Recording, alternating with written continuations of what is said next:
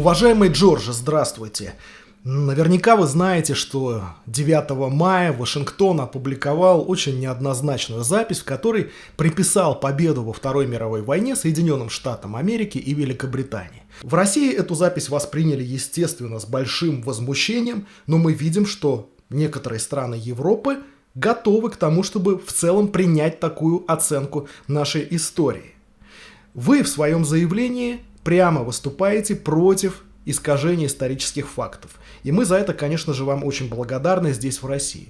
Но насколько эта ваша личная точка зрения сегодня совпадает с точкой зрения граждан Сербии, простых граждан и в том числе ваших коллег-политиков? Vidite, zaista nije problem govoriti istinu i govoriti ono u šta iskreno veruješ. Niko od nas koji sada vodimo ovaj razgovor nisu ljudi koji su imali prilike da istinu o 9. maju 1945. godine i velikoj pobedi nad fašizmom doživi lično.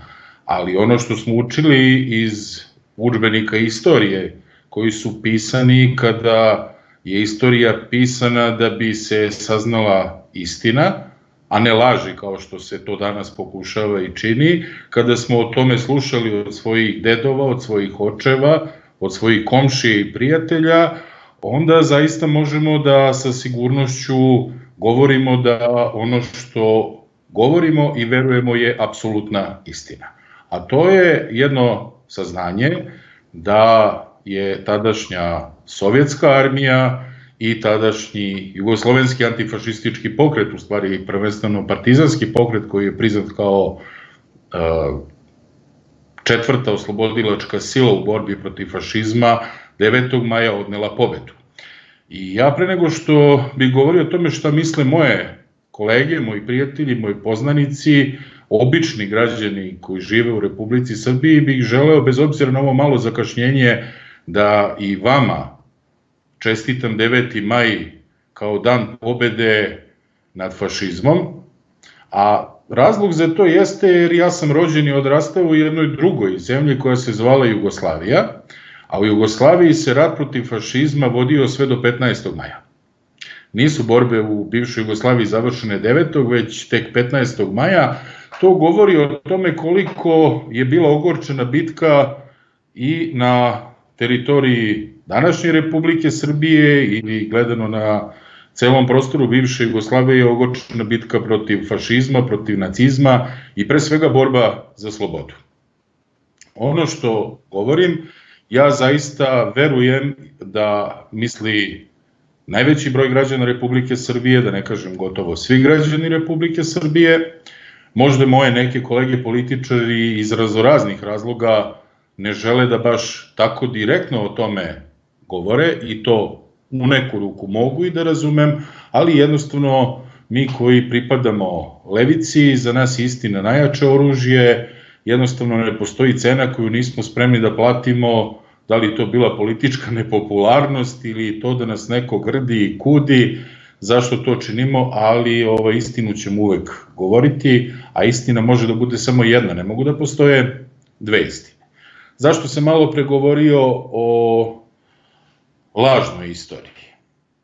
Umesto da ovaj napredak sveta, kada je u pitanju digitalizacija, nam svima pomogne da se istina lakše spozna, lakše sazna, mi u stvari smo došli u situaciju da se danas na svaki mogući način borimo da istina ne bude okrenuta, ali bukvalno suprotno od onoga što jeste.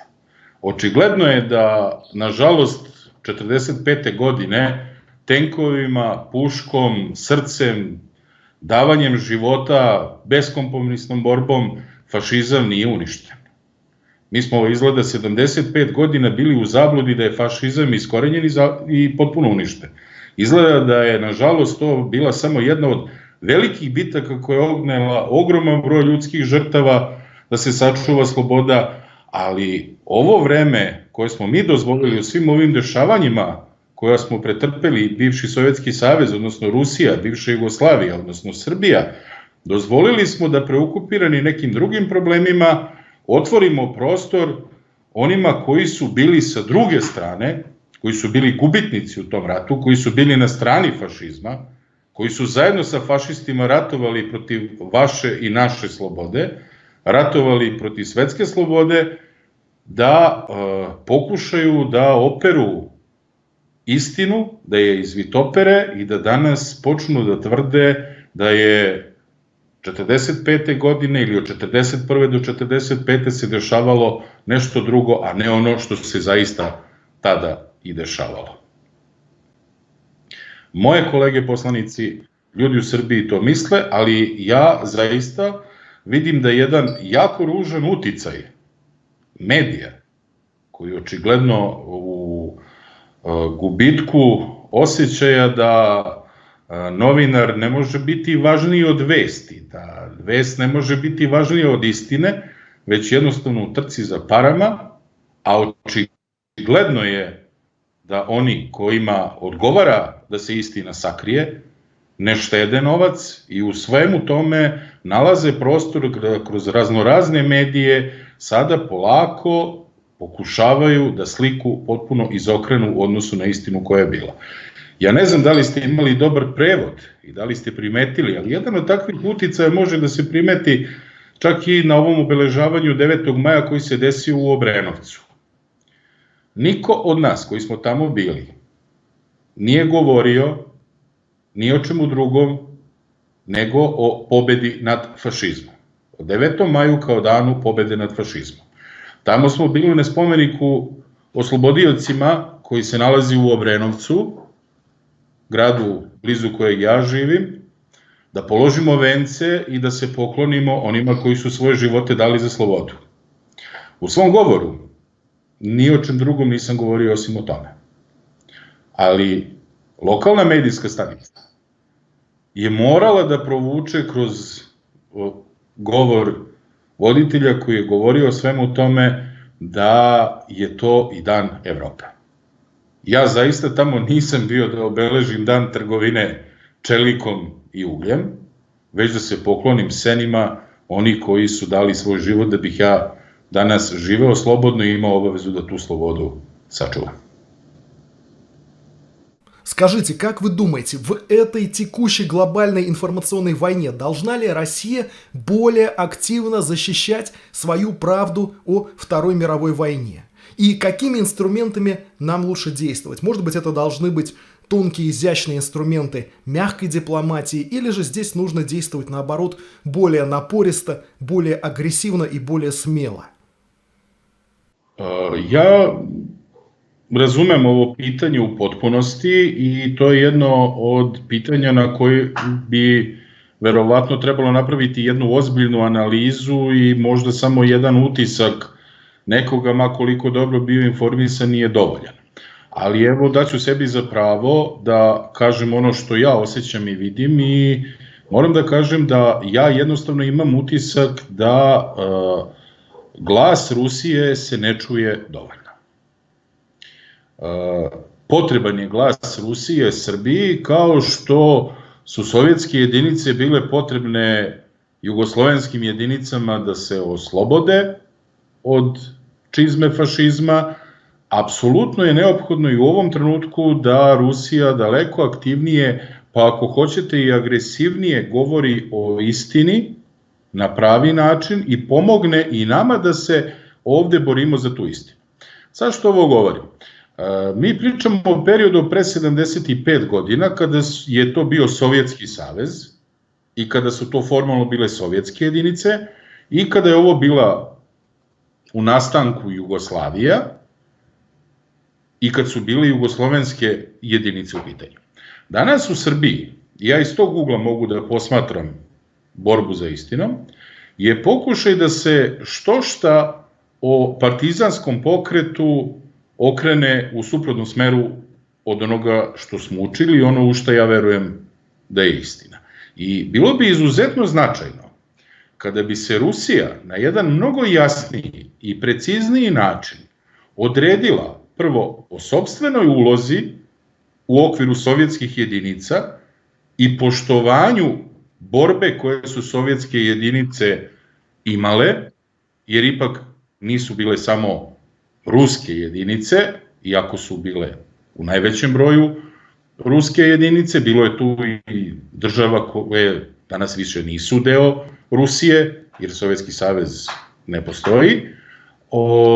Kada bi se Rusija odredila oko toga i sopstvenog statusa, iako prilično svojim postupcima to jasno pokazuje, ali se odredila i prema tome šta je bilo 1945. godine u Srbiji, u Jugoslaviji.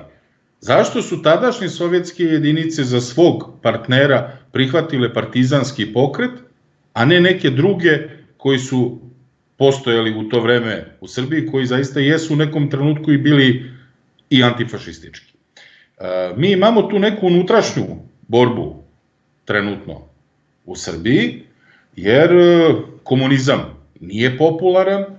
Nažalost, stavljen je znak jednakosti, iako ja jesam komunista po ubeđenju i smatram da to je jedna jako dobra ideja, ali kao i mnoge druge ideje ili ideologije zloupotrebljene od ljudi koji nisu bili dobri i nisu mislili dobro, pokušava se da poistovećenjem između komunizma i partizanskih jedinica stvori se jednostavno jedan potpuno negativan odnos prema toj borbi koja se dešavala recimo ovde na našoj teritoriji. I mislim da bi tu jedan mnogo precizniji i mnogo jasniji stav Rusije, kada bi se ona mnogo jasnije i jednostavnije odredila prvo prema svojoj ulozi i šta ona od svega toga prihvata kao svoju zaslugu i kao svoju tekovinu i jasnije rekla šta je to što ona priznaje i prihvata kao istinu kada je Srbija u pitanju, daleko nama svima ovde olakšalo da povučemo tu jasnu liniju razgraničenja i zaustavimo unižavanje antifašističke borbe u svakom pogledu. Znate, nisu samo Češka i Poljska mesta ili države u kojima se dešava revizija istine ili revizija istorije. Tamo se ona dešava na brutalan način, vi to znate mnogo bolje nego što mi znamo ovde. Ja iskreno rečeno da ne čitam Sputnjik, nisam siguran da bih do svih informacija došao tako lako šta se dešavalo u Poljskoj, šta se dešava sa spomenicima velikih ruskih ili sovjetskih generala ovog trenutka, ali ja moram da budem iskren pa da kažem da se i u Srbiji posle 2000. godine pokušalo nešto slično. Znate, onaj spomenik na koji smo položili vence, 2000. godine kada su došli ovi, nazovi evropski orijentisani, onako kako su došli na vlast, su hteli taj spomenik i tu spomen kosturnicu da iskopaju i da sklone odatle. Jedva smo to uspeli da sprečimo. Imena ulica čuvenih ruskih generala su brisana sa mape Beograda. I iskreno rečeno, ja sam siguran da je to jedan od važnih razloga koji je 2012. godine pomogao da ova sadašnja koalicija koja je na vlasti, koja želi da poštuje sve tekovine antifašističkih borbi, dođe na vlast. Jer jednostavno ljudi u Srbiji ne žele da laž prihvate za istinu na bilo koji način da im dolazi servirana ili preko bilo kog medija. Ja mogu da razumem potrebu da se posle 75 godina neko ko je postao ekonomska sila, a bio je nosilac nacističke borbe, Nemačka, ima potrebu da taj deo svoje istorije opravda, obriše, da on ode u zaborav, da neke države koje su bile s druge strane, gde ste i vi pravili greške kao što smo i mi Srbi pravili greške u Prvom svetskom ratu, gde smo od poraženih pravili jednake sebi, stvorili poziciju da danas ti isti govore kako mi nismo bili, kako vi niste bili na pravoj strani. Kako je prava strana neka druga strana. Takve greške, nadam se da nećemo kroz ratove ispravljati, ali moramo se boriti da istina ostane i opstane.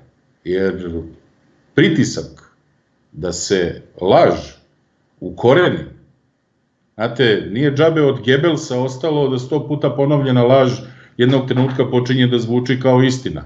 Ako vas danas sa svih mogućih medija, portala, zatrpavaju sa raznoraznim negativnim stavovima o Rusiji, o Kini, o antifašizmu, o bilo čemu, mlađe generacije, kao što smo mi učili pravu istinu i pravu istoriju, jednostavno podleći će tom pritisku ako mi budemo bili pasivni i za njih će istina postati nešto što je u stvari laž. Znate, istraživačko novinarstvo, ne bih ja da vam objašnjam kako to danas zvuči. Ja apsolutno očekujem da posle izjave predsjednika Srbije Aleksandra Vučića, koji se zahvalio prvenstveno Kini, potom i Rusiji, na pomoći u borbi sa COVID-19, neće sad odjedanput se pojaviti oni koji će finansirati istraživačko novinarstvo, gde će pokušati da na raznoraznim konkursima, raznoraznim portalima, medijima dodele ogromna sredstva i da krenu da ubeđuju građane Srbije kako to u stvari uopšte nije istina.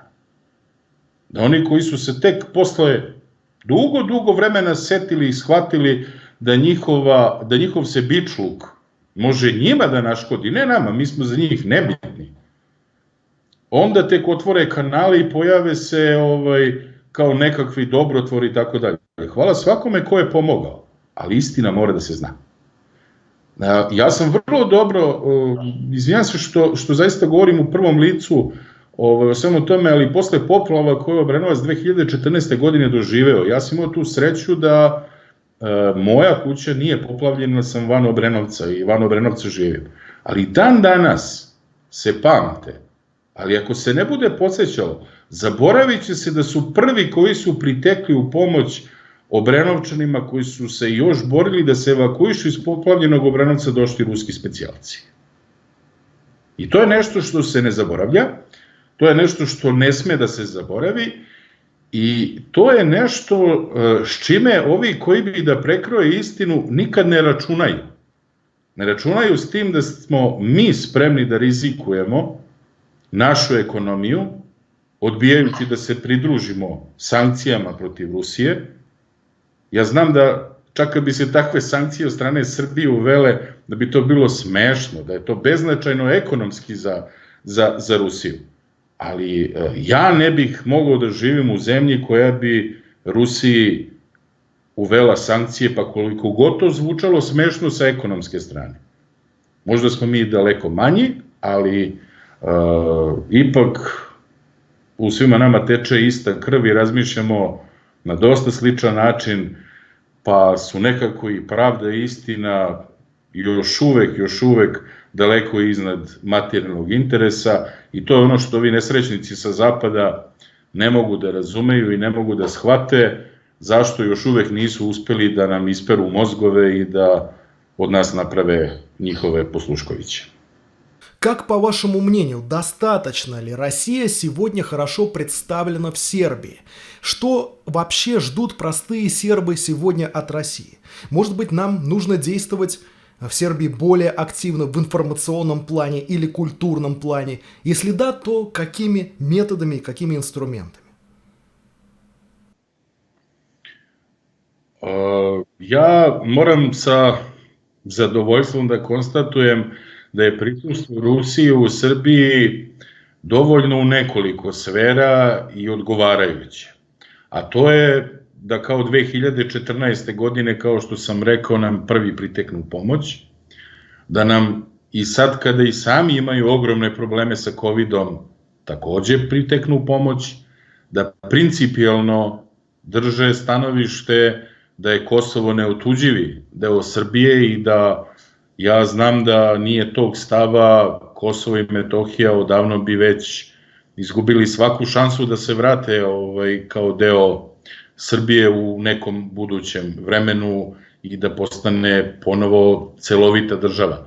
A ono što zaista smatram da je nedovoljno gde mi, očigledno tu nam je sličnost, gde god treba da se žrtvujemo, nas ima, gde god treba da ostavimo glavu, tu nas ima.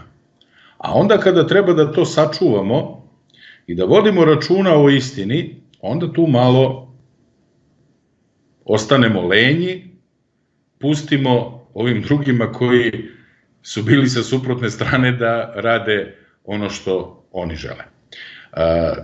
Jako malo ljudi u Srbiji zna da je Churchill želeo da posle završetka rata sa Nemačkom, ukoliko u Berlin uđu prve američke i engleske trupe, posle toga zajedno sa ostacima nemačkih fašističkih trupa napadne Sovjetski savez. Jako malo ljudi zna da se Roosevelt dugo vremena nečkao kome će se prikloniti, fašističkoj Nemačkoj ili Sovjetskom savezu. A to su stvari koje su jako važne da bi se mnoga dešavanja danas razumela. Tako da postoji jako dobra pozicija Rusije, jer ta bliskost koju ne može niko da izbriše je nešto što nikakvim novcem drugi koji ne žele dobro ni Rusiji ni Srbiji ne mogu da nadoknade. Jedan od pravaca koji su zapostavljeni, te interakcije međusobne između Rusije i Srbije, jesu ta neka direktna saradnja, direktan razgovor i komunikacija između Rusa i Srba i Srba i Rusa. Ogroman broj društava rusko-srpskog ili srpsko-ruskog ili rusko-srpskog-beloruskog prijateljstva postoje. I to je jedan ozbiljan prostor koji treba da se iskoristi da bi ta institucionalna saradnja, direktne i neposredne komunikacije između građana Rusije i građana Srbije dobila jedan jako, jako dobar pravac. Mnogo malo ljudi u Srbiji zna šta radi Ruski dom. Ja verujem da sa nevelikom količinom novčanih sredstava Ruski dom ima ogromnog prostora da širom cele Srbije, a ne samo u Beogradu ili u Sava centru, predstavi ruske programe, da dođu ruski folklori, horovi, pojedinci, da učestvuju na festivalima širom Srbije, da iz Srbije odlaze kulturno-umetnička društva, glumci, pozorišta u Rusiju i da to jednostavno je nešto što je iznad svega. To naravno mora da prati i informativni rad i borba za svaku istinu. Nije dovoljno to što svi iz Obrenovca koji su živi bili i dokle god su živi će pamtiti da su ruski specijalci bili prvi koji su ih spašavali iz vode do guše i mnogima i živote spasli. O tome mora da se govori. Recimo, građani Obrenovca već dugo vremena žele da ostvare komunikaciju i da sretnu te ljude koji su bili njihovi spasioci. Da li će oni doći u Rusiju ili će oni biti gosti kod nas, nije važno. Ali mora da se shvati da, ja razumem vojničku priču, završen je zadatak i oni su tako tiho otišli iz Srbije bez ikakve pompe, kao da nisu ni bili. Tako su se ponašali. Ta njihova skromnost samo pokazuje koliko je to što su oni uradili veličanstveno i veliko. Ali ne smemo da dozvolimo da to napravi prostor zaboravu. Te direktne veze, ta međusobna spoznaja, čak i ako nisam kršten, ali izuzetno dobra saradnja između pravoslavnih crkava Rusije i Srbije. Saradnja kada je politika u pitanju, kada su strateški vitalni interesi Rusije i Srbije u pitanju, su jako važni elementi, ali o njima verovatno vi i ja nećemo odlučivati. Ali recimo u ovom institutu za istinu koji je predložen da se osnuje, tu možemo da pomognemo i ja jedva čekam da se taj institut oformi i da se, kako god znam i koliko god znam i mogu, uključim u njegov rad. Neko mora to da koordinira, neko mora to da prati, da bi jednostavno to zaista bio pravi odgovor na sve ovo što pokušavaju, možda ovo glomazno zvuči, možda ovo će nekome zaparati uši, ali ja iskreno verujem da pokušavaju po svaku cenu da preseku tu pupčanu nit između Rusije i Srbije.